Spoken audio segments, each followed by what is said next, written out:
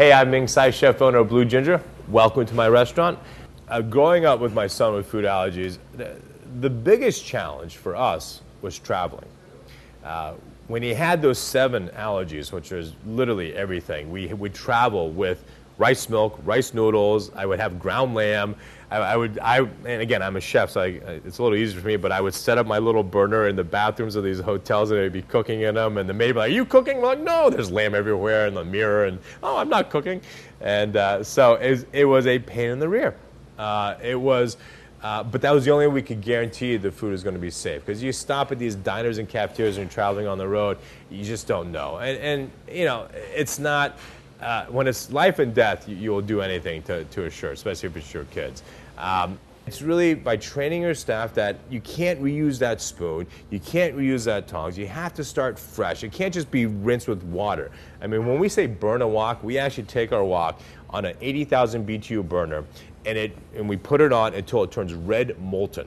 It's burnt. Nothing. Everything on it is carbonized. Then we take a clean cloth and kosher salt and rub the daylights out of it so all the black stuff comes off. It's a clean wok down to the molecular level. There's nothing left. It all got burned off. It sounds like a lot, but once you start doing it, it becomes second nature. As a side note, you'll see a lot of crying mothers in the good sense. I mean, I've seen 20 or 30 crying mothers because they're so happy to see their son or daughter eating at a normal restaurant. They haven't done it for 6 or 7 years. And I think that's just absurd. I mean, I grew up eating at restaurants. I'm thinking of, if I didn't do that, I probably wouldn't be who I am now. And that's really part of growing up. And I think every child and every adult needs to be able to eat safely. So a couple of the things we do here. There's this poster I developed with FAN, the Food Allergy Anaphylaxis Network. This is actually part of the law that we passed in Massachusetts that Deval Patrick signed it a few months ago. We have this in English, we have it in Spanish, and we're trying to get it in Portuguese as well, because here in Massachusetts we have tons from Brazil. This is posted, mandated to be posted in your kitchen, in your prep area, in every restaurant. It's really, in the last 5 years, it's been on national coverage, be it TV and things like this. It's really helping the cause. And the scary thing is, like cancer, no one has a cure. No one understands it.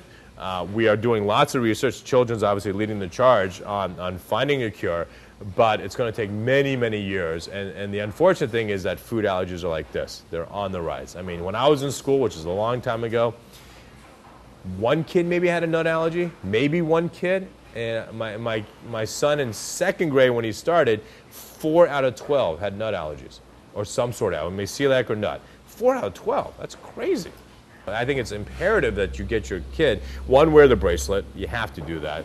Always have EpiPens. He carries his own EpiPens now that he's 9. I mean, at 4 he didn't, but now he's 9 he does.